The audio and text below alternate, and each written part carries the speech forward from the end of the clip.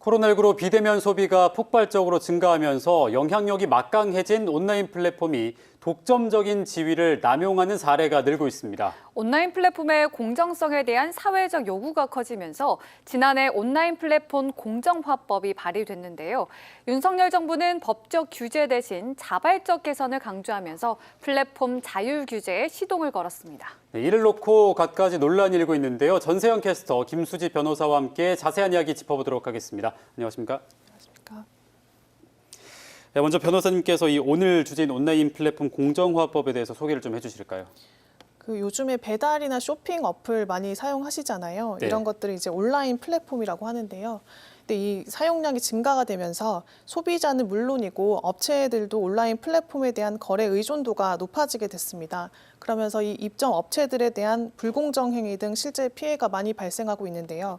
이에 따라서 온라인 플랫폼과 입점 업체 간의 거래 관계의 투명성과 공정성을 높여서 플랫폼 생태계의 공정한 발전이 가능하도록 그런 제도적인 기반을 마련하기 위해서 마련된 법안입니다. 네. 그래서 온라인 플랫폼 공정화법의 내용은 크게 두 가지로 나눌 수 있는데요.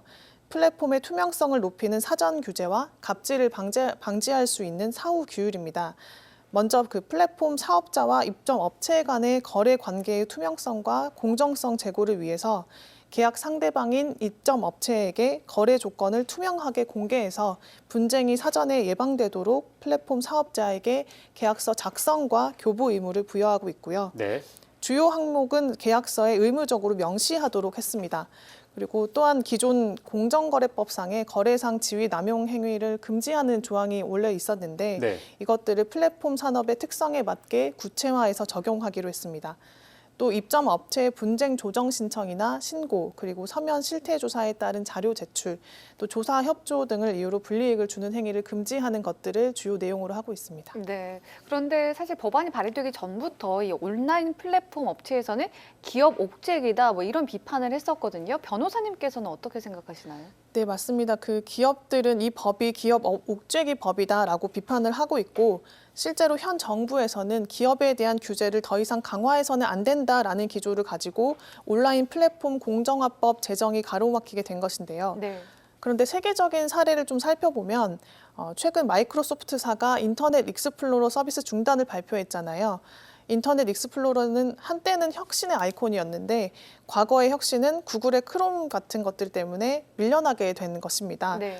그래서 익스플로러의 과거 독점적인 지위와 최근에 서비스를 중단하게 된 이 경위를 좀 살펴보면 온라인 플랫폼 공정화법은 혁신과 공정을 저해하고 업계의 자율 규제로 충분하기 때문에 폐기되어야 된다라는 주장에 대해서 좀 의문을 갖게 하는 것입니다.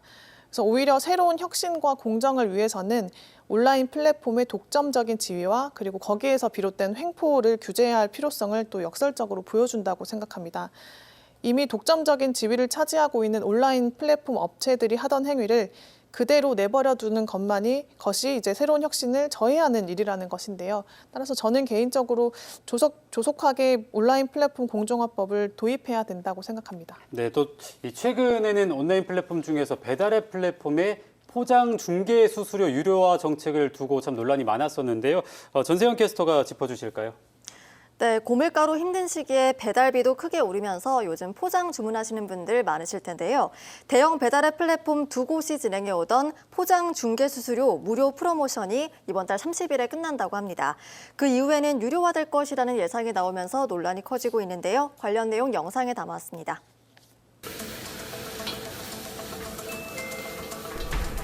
코로나19 팬데믹 상황이 3년째 이어지면서 이제 비대면은 일상이 됐습니다. 비대면 온라인 소비도 폭발적으로 늘면서 오픈마켓부터 배달과 숙박, 패션 플랫폼까지 온라인 플랫폼은 그야말로 전성시대를 맞았습니다. 특히 배달 플랫폼은 코로나19 기간 엄청난 기세로 성장했는데요. 하지만 최근 배달 시장 성장세는 주춤한 모습입니다. 통계청 자료를 보면 사회적 거리두기 해제 이후인 지난 5월, 온라인 배달 음식 쇼핑액은 2조 613억 원으로 지난해 같은 기간과 비교했을 때 3.7%나 감소했습니다. 2017년 1월 달에 통계를 작성하기 시작한 이후 처음으로 감소한 수치라고 하는데요. 이유가 무엇일까요?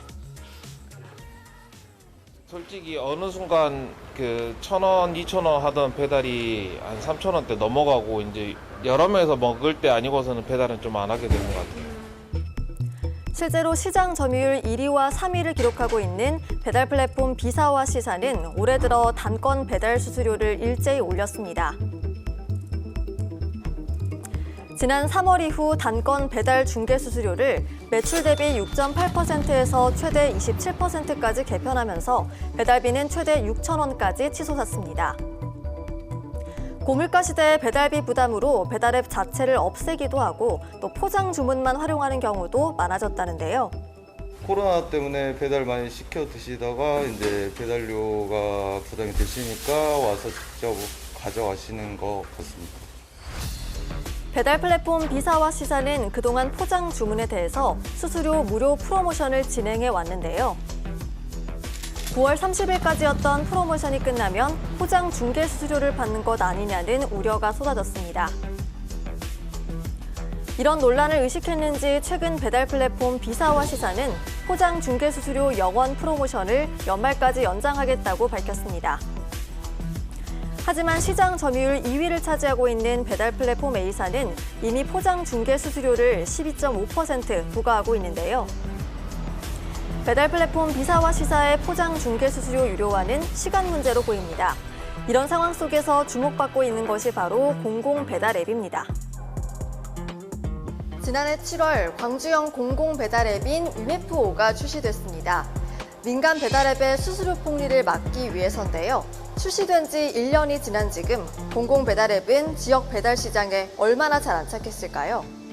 가맹점이 지금 현재 8월 현재 7,700개를 돌파를 했습니다. 그래서 출시 대비 한 5,000개 이상이 상승했다라고 보고 있고요. 매출액은 8월 현재 한 141억 누적 매출액을 보이고 있고 주문 건수는 55만 3천여 건의 누적 매출을 보이고 있습니다. 공공 배달 앱의 가장 큰 장점은 낮은 수수료입니다. 광주 공공 배달 앱의 중개 수수료도 2%로 아주 저렴한데요. 그 외에도 여러 장점이 있습니다. 배달앱 상에서 광주 상생카드 온라인 결제가 가능하기 때문에 지역민이 다른 화폐하고 동일한 결제 수단으로 사용할 수가 있고요. 전통시장 5개가 지금 현재 입점이 되어 있습니다. 하지만 민간 배달앱의 시장 점유율이 90%를 차지하고 있다 보니 공공 배달앱의 한계를 지적하는 목소리도 큽니다. 사람들이 아직까지는 광주에서 공공앱이 나온 걸 모르기 때문에 그걸 점차 활성화하려면 이제 많은 홍보가 많이 필요하지 않을까 싶습니다. 배달 수수료 논란 외에도 온라인 플랫폼이 급성장하면서 다양한 문제가 제기되고 있는 상황입니다. 정부는 본격적으로 대형 온라인 플랫폼 기업들에 대한 자율 규제 시동을 걸었는데요. 고질적인 문제가 자율 규제만으로 해결될지 의구심이 커지면서 오히려 온라인 플랫폼 규제에 대한 논란만 불거지고 있습니다. 네, 사실 그동안 플랫폼이 유통 과정을 줄이면서 물가를 낮추는데 어느 정도 효과가 있지 않겠느냐 하는 기대가 있었는데요. 이제는 거대 플랫폼이 돼서 물가를 견인하는 상황까지 왔습니다. 지난 19일에는 온라인 플랫폼 자율 규제 방안을 논의하는 플랫폼 민간 자율 기구가 이제 출범을 했잖아요. 이 기구를 통해서 좀 문제를 잘 해결할 수 있을까요?